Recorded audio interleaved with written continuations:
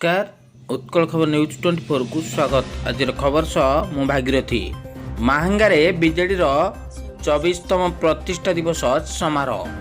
कटक जिला माहांगा निर्वाचन मंडली कुआपाड़ ठारे ब्लॉक बीजेडी सभापति राजकिशोर जेना सभापतित्व में बीजेडी 24तम प्रतिष्ठा दिवस समारोह अनुष्ठित हो जाइए। समारोह में माहांगा विधायक तथा पंचायतराज और आईन मंत्री प्रताप जेना जोगदे एक दुर्नीति मुक्त विकसित समाज गठन बीजेडी मूल लक्ष्य बोली आह्वान देइथिले।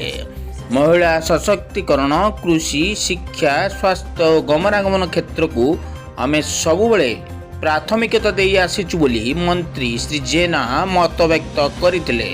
एही समारोह माहांगा ब्लॉक अध्यक्ष शरत नायक, निश्चिंत कोइली ब्लॉक अध्यक्ष सबिता ओझा, युवा बीजेडी सभापति शरत महापात्र, युवनेता अशोक ओझा, महिला बीजेडी सभानेत्री सुस्मिता दास, निश्चिंत कोइली ब्लॉक बीजेडी सभापति रमाकांत महांती, जिला परिषद सभ्य ऋषिकेश स्वाई, जिला बीजेडी उपसभापति स्वाधीन महांती, सुभद्रा दास, देवेंद्र साहू, प्रदीप्त विश्वाल, गिरीश महापात्र, सबिता महांती, गीतांजलि पंडा, हरपिया पाणी, अन्नपूर्णा बेहेरा, किशोर सिंह, रुद्रनारायण सिंह, कनकलता बेहेरा, भिकारी स्वाई, कमलाकांत दास, चित्तरंजन महांती, नर्मदा नायक, विजय राउत, प्रशांत पट्टनायक, प्रशांत राउतराय, भ्रमरवर राय और हेमंत प्रधान प्रमुख जोगदे नवीन बाबू को लोकाभिमुखी शासन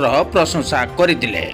एही अवसर में अन्य दलरू आसीथिबा शताधिक कर्मी नवीन बाबू स्वच्छ शासन में अनुप्राणित होई स्थानीय विधायक तथा पंचायत राज और आईन मंत्री उपस्थित बीजेडी रे सामिल होइथिले।